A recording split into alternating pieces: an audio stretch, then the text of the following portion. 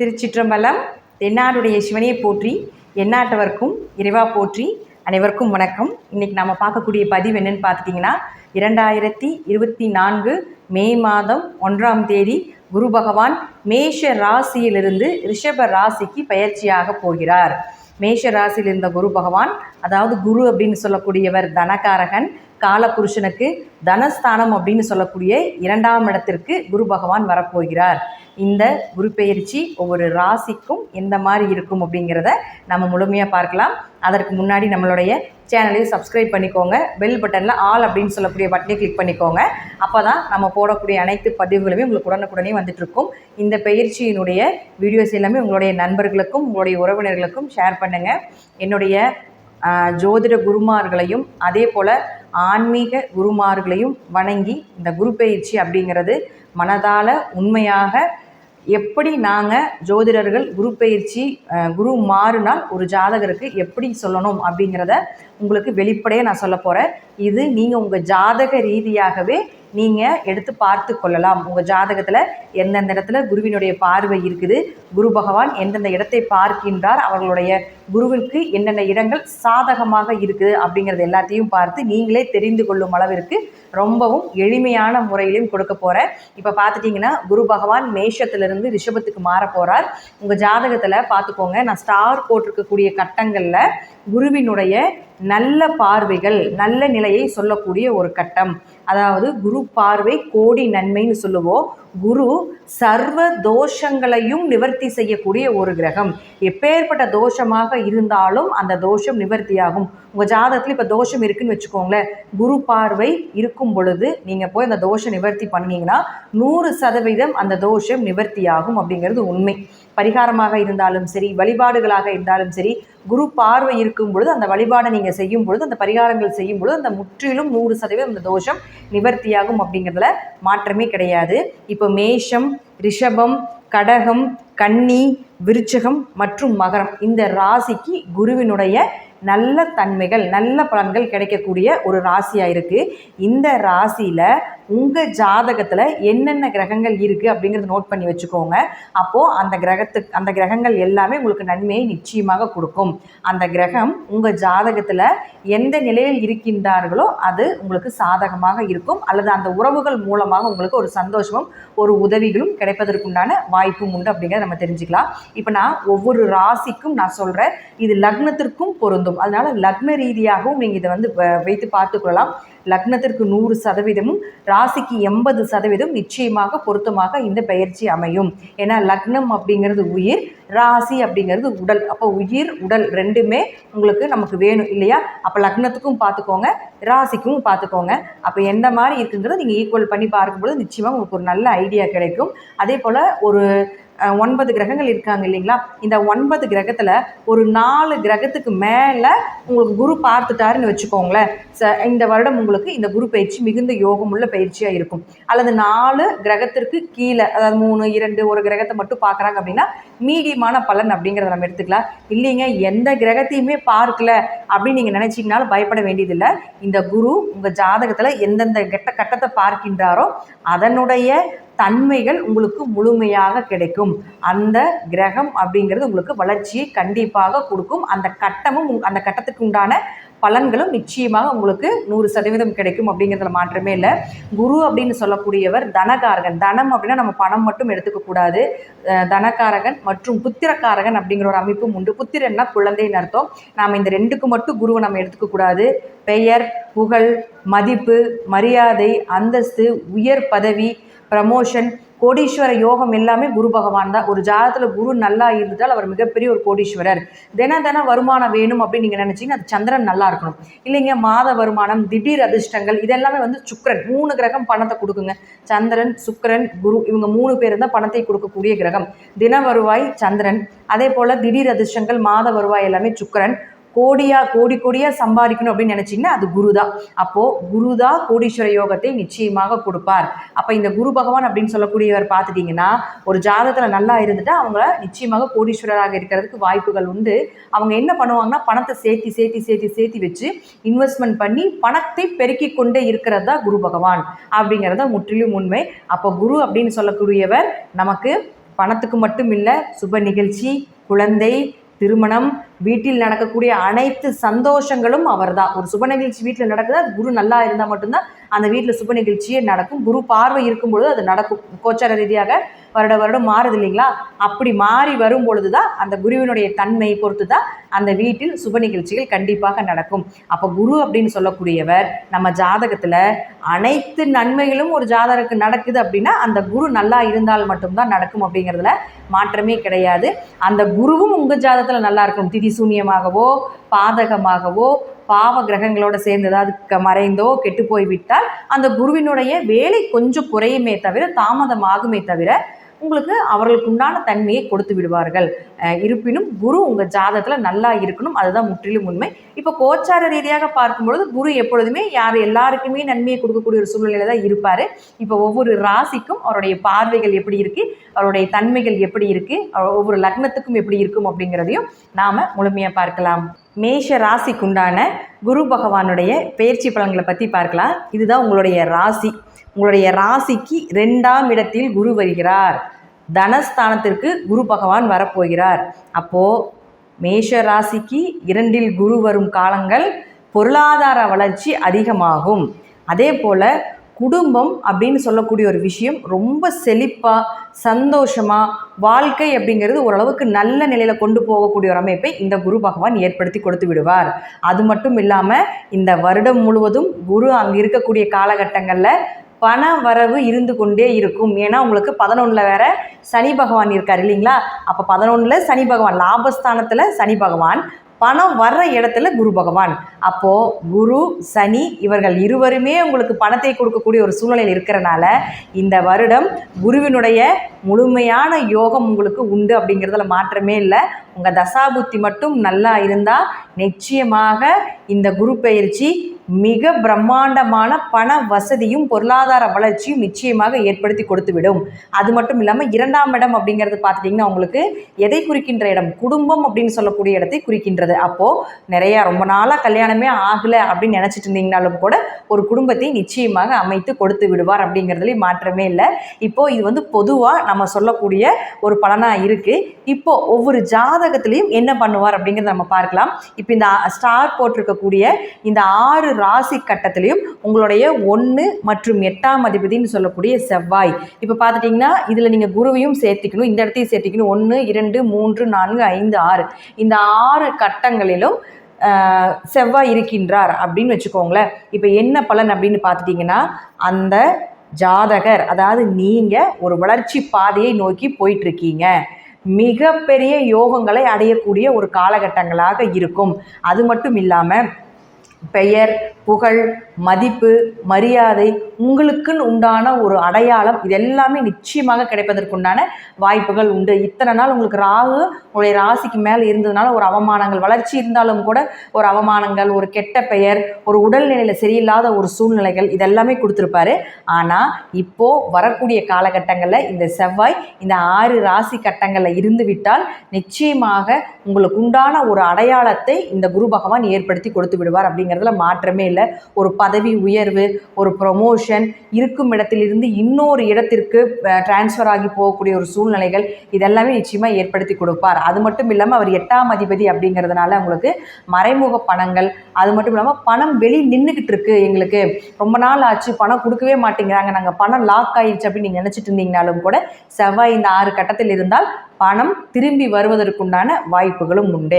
அடுத்து உங்களுக்கு 2 மற்றும் 7ஆம் அதிபதினு சொல்லக்கூடிய சுக்கிர பகவான் இந்த 6 ராசி கட்டங்களில் எங்கிருந்தாலும் நிச்சயமாக உங்களுக்கு இந்த வருடம் திருமணம் நடந்தே தீரும், குடும்பம் அமைந்தே தீரும் அப்படிங்கிறதுல மாற்றமே இல்லை.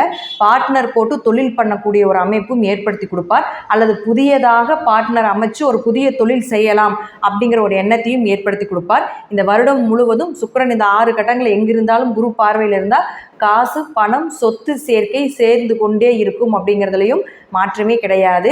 7ஆம் இடம் அப்படிங்கிறது வியாபாரத்தை சொல்கிறதுனால சந்திரன் உங்கள் ராசிக்கு நல்லா இருந்துட்டாருன்னு வச்சுக்கோங்களேன். ஜாதகத்தில் உங்களுக்கு சந்திரன் அப்படின்னு சொல்லக்கூடியவர் நல்ல நிலையில் இருந்து விட்டால், அதாவது மேஷனா அஸ்வினி பரணி கிருத்திகை நம்ம 3 சொல்லுவோம். உங்கள் ஜாதகத்திலே குரு பார்வையிலையோ அல்லது ஜாதகத்திலே குரு பார்வையிலையோ அல்லது சுபகிரகங்களுடைய பார்வையில் சந்திரன் நல்லா பலமாக இருந்து விட்டால், வளர்பிறை சந்திரனாக இருந்து விட்டால் இந்த வருடம் முழுவதும் உங்களுக்கு பணப்புழக்கங்கள் ஏற்பட்டு கொண்டே இருக்கும். தின வருவாய் அப்படிங்கிறது நிச்சயமாக உண்டு அப்படிங்கிறதுல நம்மளுக்கு சந்தேகமே கிடையாது.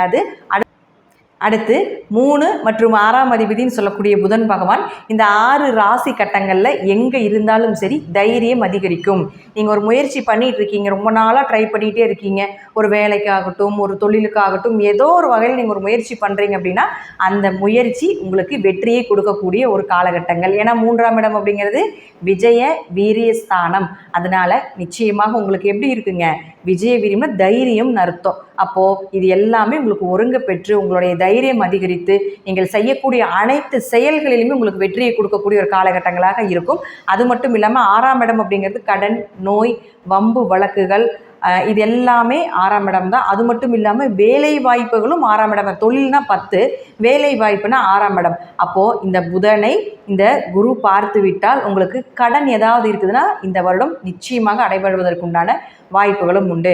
நோய் இருக்குது, உங்களுக்கு நோய் ரொம்ப நாளாக நோய் இருக்குங்க, நோயே தீர மாட்டேங்குது அல்லது நோய்க்கு நல்ல ஒரு மருத்துவரே கிடைக்கல அப்படின்னு நினச்சிட்டு இருந்தீங்கனாலும் கூட இந்த காலகட்டங்கள் நல்ல மருத்துவர் கிடைப்பாங்க, நல்ல மருந்துகள் கிடைக்கக்கூடிய ஒரு அமைப்பு உண்டு. நல்ல வேலை வாய்ப்புகள், எதிர்பார்த்த வேலை, வெளியூர் பயணங்கள் அல்லது உள்ளூர்லேயே வாங்கக்கூடிய ஒரு அமைப்பு, ஏதாவது ஒரு வழிவகையில் உங்களுக்கு வேலை வாய்ப்புகள் நிச்சயமாக கொடுத்து விடுவார் இந்த குரு பகவான். அது மட்டும் இல்லாமல் அந்த இடம் அப்படின்னு பார்த்துட்டிங்கன்னா வம்பு வழக்குகளை சொல்லக்கூடிய ஒரு இடம். ஒரு கோர்ட்டில் ஒரு கேஸ் இருக்குது, அது உங்களுக்கு சாதகமாக வருமா? அப்போ 6ஆம் அதிபதினு சொல்லக்கூடிய புதன் இந்த குரு பார்த்தால் நிச்சயமாக கேஸ் உங்கள் பக்கம் சாதகமாக வரும் அப்படிங்கிறதுலேயும் மாற்றமே இல்லை. அரசு தேர்வு அப்படிங்கிறதும் 6ஆம் இடம் தான். எக்ஸாம் எழுதி நாங்கள் ஃபெயில் ஆகிட்டே இருக்கிறோம், எத்தனை எக்ஸாம் எழுதினாலும் ஒரு நல்ல ரிசல்ட் கிடைக்கல அப்படின்னு நினச்சிக்கிட்டு இருந்தீங்கன்னா இப்போது புதன் இந்த 6 ராசி கட்டங்களில் எங்கே இருந்தாலும் சரி இந்த குருவினுடைய தன்மையில் வந்துட்டாங்க. அதுவும் குறிப்பிட்டு இந்த 3 இடத்துல கன்னி, விருச்சகம் மற்றும் மகரம் இந்த 3 இடத்துல புதன் இருந்தால் கண்டிப்பாக போட்டி தேர்வு அரசு தேர்வுகள் எழுதுங்க. நீங்கள் ஜெயிக்கிறதுக்கு உண்டான நல்ல மார்க் வருவதற்குண்டான வாய்ப்புகள் உண்டு. ஒரு வேலை வாய்ப்பும் நிச்சயமாக கிடைக்கும் அப்படிங்கிறதுலையும் நீங்கள் நல்லா தெரிஞ்சுக்கலாம். அடுத்து பார்த்துட்டிங்கன்னா உங்களுக்கு 9 மற்றும் 12ஆம் அதிபதினு சொல்லக்கூடியவரே குரு பகவான் தான். அப்போ 9ஆம் அதிபதி போய் 2ஆம் வீட்டில் நிற்கிறாரு. அது மட்டும் இல்லாமல் இந்த குரு பகவான் இந்த 6 ராசி கட்டங்களில் எங்கிருந்தாலும் சரி பூர்வீக சொத்து கண்டிப்பாக கிடைக்கும். பூர்வீக சொத்து எப்போ பார்த்தாலும் போய் கேட்குறோம், ஃபெயிலியர் ஆகிடுது, சொத்து எனக்கு தரமாட்டேங்கிறாங்க அப்படிங்கிறது எல்லாமே ஒரு அமைப்பு இருக்கும். எப்பப்போ போய் என்ன கேட்கணுமோ அப்போ தான் நமக்கு கிடைக்கும். இப்போ இந்த காலகட்டங்களில் இந்த 6 ராசி கட்டங்களில் எங்கே குரு இருந்தாலும் நீங்கள் போய் பூர்வீக சொத்தை பற்றி பேசுனீங்கன்னா அந்த சொத்து உங்களுக்கு கை வந்து சேரும். தீர்த்த யாத்திரை சென்று வரக்கூடிய ஒரு அமைப்பு உண்டு. கோவில் கட்டக்கூடிய ஒரு அமைப்பு கூட உண்டு. உங்கள் ஜாதகத்தில் இங்கே கோவில் கட்டுறதுக்கு உண்டான வாய்ப்புகள் இருந்தால் இந்த காலகட்டங்களில் கோவில் கட்டுமான பணிகள் எல்லாமே நீங்கள் செய்வீங்க. அல்லது யாராவது கோவில் கட்டிட்டு இருந்தாலும் அதில் உங்களுடைய உதவிகள் அப்படிங்கிறது நிச்சயமாக உண்டு. 9ஆம் இடம் அப்படிங்கிறது உயர்கல்வியை சொல்லக்கூடிய ஒரு இடம். அப்போ உயர்கல்வி, நல்ல படிப்பு, நல்ல வருமானம் இருக்கக்கூடிய ஒரு நல்ல படிப்பாக தேர்ந்தெடுத்து அதை படிக்கிறதுக்கு உண்டான வாய்ப்புகளை நிச்சயமாக இந்த குரு பகவான் ஏற்படுத்தி கொடுப்பார். 9 அப்படிங்கிறது தந்தை ஸ்தானம் அப்படிங்கிறதுனால தந்தைக்கு ஆரோக்கியம் சிறப்பாக இருக்கிறது, ஏதாவது ஒரு வழிவகையில் தந்தை மூலமாக உங்களுக்கு உதவிகள் கிடைப்பது, ரொம்ப நாளாக பகையாக இருக்குது, அப்பாவுக்கு உங்களுக்கு சண்டை சச்சரவு பிரச்சனைகளாக இருக்குது, அது இருந்தாலும் கூட இப்போது இந்த வரக்கூடிய குரு பயிற்சியில் இந்த 6 ராசி கட்டங்களில் குரு எங்கிருந்தாலும் தந்தைக்கும் உங்களுக்கும் ஒரு சுமூகமான உறவு ஏற்படும், சண்டை சச்சரவுகள் விலகும் அப்படிங்கிறதுலேயும் மாற்றமே இல்லை. அடுத்து பார்த்துட்டிங்கன்னா உங்களுக்கு அவரே 12ஆம் அதிபதியும் ஆகிறார் இல்லையா. 12ஆம் இடம் அப்படிங்கிறது வெளியூர் பயணம், வெளிநாடு பயணம், சொந்த பூர்வீக ஊரை விட்டு வெளியே போகிறது, இது எல்லாமே 12ஆம் இடம் தான். அது மட்டும் இல்லாமல் 12ஆம் இடம் அப்படிங்கிறது அயன சயன போகஸ்தானம், கணவன் மனைவிக்குள் இருக்கக்கூடிய தாம்பத்திய உறவு எல்லாமே இந்த 12ஆம் இடம் தான். நல்ல தூக்கம் அப்படிங்கிறதும் 12ஆம் இடம் தான். அப்போது இந்த இடத்துல இருக்கக்கூடிய குரு பகவானை இந்த கோச்சார ரீதியாக இருக்கக்கூடிய குரு பார்த்து விட்டாலும் உங்களுக்கு நிம்மதியான ஒரு வாழ்க்கை, கணவன் மனைவிக்குள்ள ஒரு அந்யோன்யம், வெளிநாடு பயணங்கள், வெளியூர் பயணங்கள் இதெல்லாமே நிச்சயமாக ஏற்படுத்தி கொடுப்பார். உங்கள் ஜாதகத்தில் நீங்கள் வெளிநாடு போவீங்க அப்படிங்கிறது இருந்ததுன்னா இப்போ இந்த குரு உங்களுக்கு இந்த இடத்தில் இருந்து விட்டால் நிச்சயமாக சப்போர்ட் பண்ணி உங்களுக்கு வெளிநாட்டுக்கு அனுப்பி வைப்பார் அப்படிங்கிறதுலேயும் மாற்றமே கிடையாது. அடுத்து 5ஆம் அதிபதினு சொல்லக்கூடிய சூரிய பகவான் இந்த 6 ராசி கட்டங்களை எங்கே இருந்தாலும் சரி 5ஆம் இடம் அப்படிங்கிறது முதல் குலதெய்வம், குழந்தை, குடும்ப ஒற்றுமை, அதிர்ஷ்டம், உங்களுடைய குலப்பெருமை எல்லாமே 5ஆம் இடம் தான். அப்போது இந்த 6 ராசி கட்டங்களில் சூரியன் எங்கே இருந்து விட்டாலும் நிச்சயமாக குழந்தை பிறப்பதற்குண்டான வாய்ப்புகள் உண்டு. உங்கள் வீட்டில் மழலை சத்தம் இந்த வருடம் கேட்கும் அப்படிங்கிறதுல மாற்றமே இல்லை. இன்னொரு விஷயம் என்னென்னு பார்த்துட்டிங்கன்னா, ரொம்ப நாளாக ட்ரீட்மெண்ட் எடுத்துக்கிட்டே இருக்கிறோம் அப்படின்னு நினச்சிட்டு இருந்தீங்க, ஒரு ரிசல்ட்டுமே இல்லை அப்படின்னு நினச்சிங்கன்னா, சூரியன் இங்கே இருந்தால் மட்டும் ட்ரீட்மெண்ட் எடுங்க, இல்லைன்னா எடுக்காதீங்க. இந்த 6 ராசி கட்டங்களில் சூரியன் இருந்தால் மட்டும் ட்ரீட்மெண்ட் எடுங்க. ஏன்னா அப்போ தான் உங்களுக்கு, நான் தான் சொல்லியிருக்கேன், குரு அப்படின்னு சொல்லக்கூடியவர் தோஷ நிவர்த்தியை செய்யக்கூடிய ஒரு கிரகம். அப்போது குரு வந்து சூரியனை பார்த்தால் ட்ரீட்மெண்ட் எடுங்க, இல்லைன்னா அந்த பணம் எல்லாமே உங்களுக்கு வேஸ்ட் அப்படிங்கிறத தெரிஞ்சுக்கோங்க. எப்போ மேஷ ராசிக்காரர்களுக்கு இந்த குரு பகவான் சூரியனை பார்க்கின்றாரோ அந்த காலகட்டங்கள் தான் உங்களுக்கு குழந்தை பிறக்கும். அப்போது அந்த டைமில் மட்டும் நீங்கள் ட்ரீட்மெண்ட் எடுங்க. நல்ல மருத்துவர் அமைவாங்க, நல்ல மருந்துகள் கிடைக்கும், இயற்கையாகவே இதெல்லாமே அமைஞ்சிடும் உங்களுக்கு. அப்போது நீங்கள் தாராளமாக இந்த வருடம் பார்த்துட்டிங்கன்னா உங்களுக்கு உங்கள் குடும்பத்தில் குழந்தை பிறப்பதற்குண்டான வாய்ப்பையும் இந்த குரு பகவான் நிச்சயமாக ஏற்படுத்தி கொடுப்பார்.